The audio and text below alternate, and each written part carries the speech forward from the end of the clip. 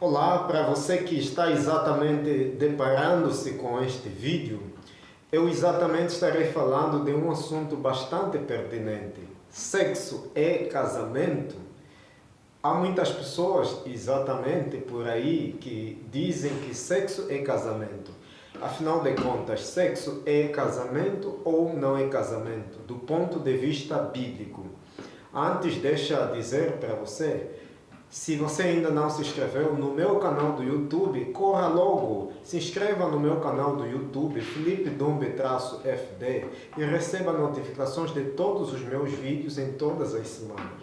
Então vamos lá ao assunto. Sexo é casamento ou não é casamento? Ou seja, se duas pessoas não casadas tiverem sexo, será que elas estão casadas à vista de Deus?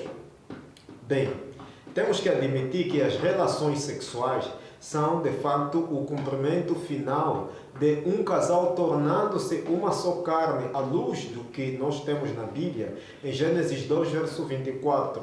No entanto, o ato sexual não é igual ao casamento, porque se assim fosse, não haveria tal coisa como o sexo antes do casamento. Quando um casal tivesse relações sexuais, já estariam de certa forma casados.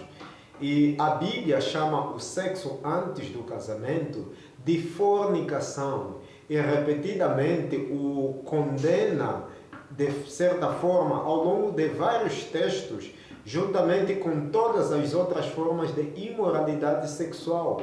Você pode exatamente estudar isso com base na primeira epístola de Paulo aos Coríntios 5, verso 1, capítulo 6, verso 13, verso 18, Gálatas capítulo 5, verso 19, inclusive 1 Tessalonicenses, primeira epístola de Paulo aos Tessalonicenses, capítulo 4, verso 3. E, de fato, a Bíblia promove a abstinência antes do casamento como padrão de piedade. E o sexo antes do casamento, de certa forma, é tão errado, é pecaminoso, quanto o adultério e outras formas de imoralidade sexual, porque todos eles acabam exatamente envolvendo ou envolvem ter relações sexuais com alguém que não é o seu cônjuge, alguém que não é casado ainda com a sua pessoa, não é casado com você. Agora, se um homem e mulher não casados tiverem sexo, isso significa que são casados à vista de Deus? De fato, a Bíblia não nos dá nenhuma razão para acreditar que este seja o caso. O ato sexual até pode tê-los unido fisicamente por um momento, mas isso não significa que Deus os uniu como marido e mulher. O sexo é um aspecto de fato importante do casamento por ser o ato físico de casamento, mas entre pessoas não casadas, porém não é igual ao casamento. Assim como nós temos na Bíblia a fórmula para o batismo, que é a fórmula trinitariana, com base ao Evangelho de Mateus, capítulo 28, verso 18 a 20, Jesus falou, batizando em nome do Pai, do Filho e do Espírito Santo, a fórmula trinitariana. Claro que nós também temos uma fórmula para o casamento. E qual é a fórmula? É aquela que temos em Gênesis 2, verso 24. E o que lá diz o texto bíblico? Lá fala de que então se unirá o homem à sua...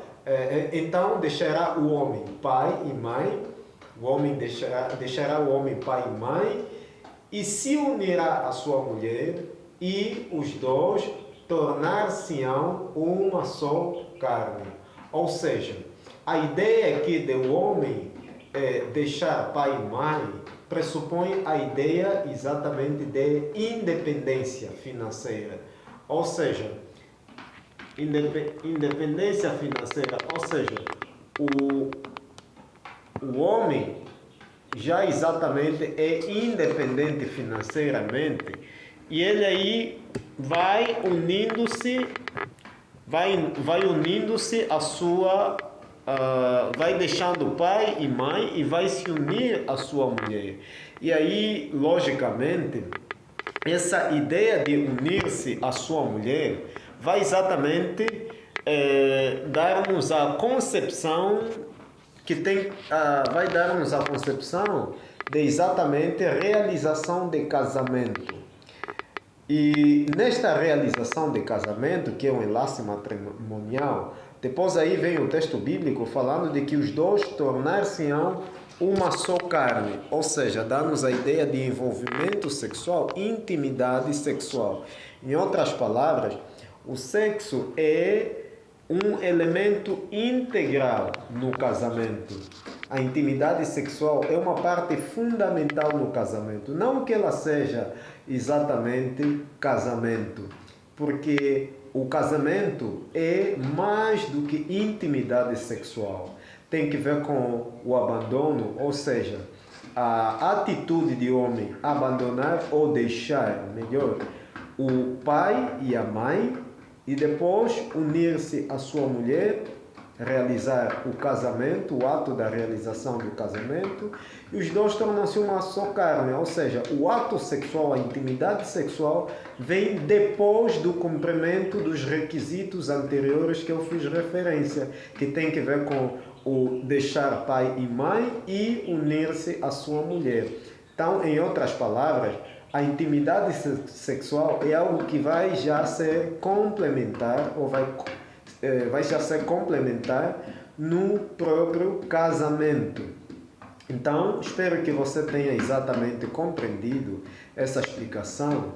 Deus abençoe você, Deus abençoe a sua família. Até a próxima, estamos juntos.